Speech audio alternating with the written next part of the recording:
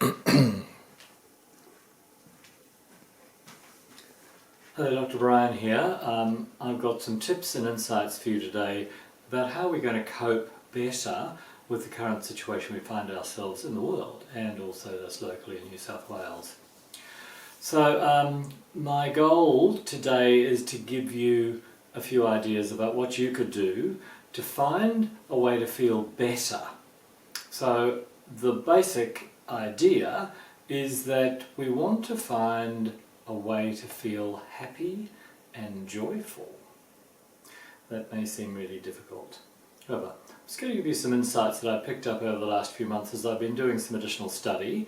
And for me it's actually put a few pieces of the puzzle together. And really, I think one of the things I want to leave you with is an idea of a lot of,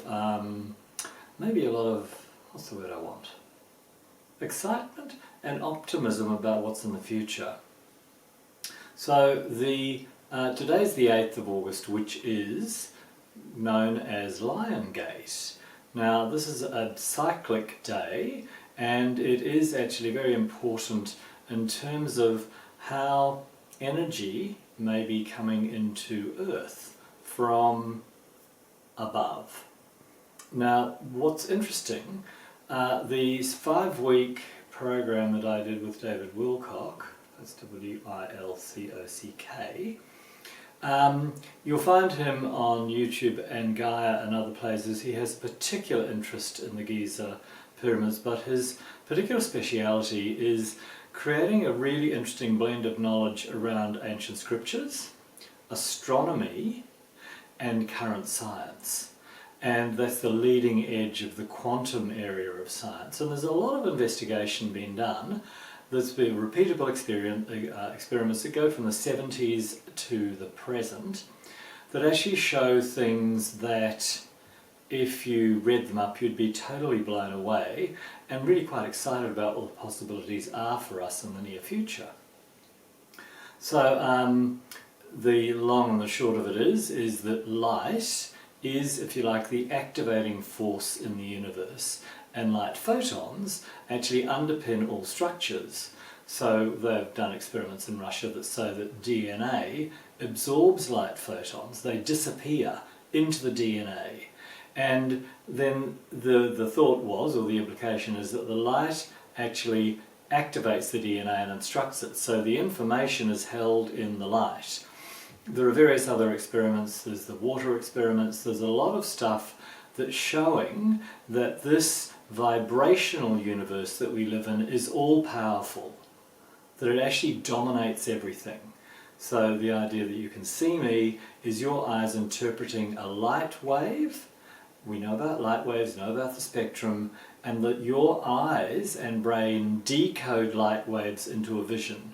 You can hear me, hopefully, and that is your ear decoding sound waves that actually hit your ear and excite the mechanism in the ear and transfer it into a nerve impulse that goes into your brain, and the brain turns that nerve impulse via electrochemical processing into something that you translate into the spoken word or a sound or music or whatever. And that's really quite magnificent. Now, like the dog whistle or the visible light spectrum, that is just a tiny fraction of the various spectrum of energy that comes into Earth. So the light photons come into Earth and they nourish everything on Earth. They actually, really, you could say, are the life force. And biblically, first there was light. So what's interesting when you begin to look at this leading edge of science, and then you look back into ancient texts, you suddenly see that those statements that seemed allegorical are actually 100% factual. And what we then begin to have to lean into and take into our heart and believe is that there is a universal infinite intelligence that actually is holding all of this in perfect operation. So all processes on Earth take place at a constant rate. They've done experiments looking at radioactive decay and biological processes and various reactions, and they all run for 240 seconds and then stop. And then they stop again at 480 seconds.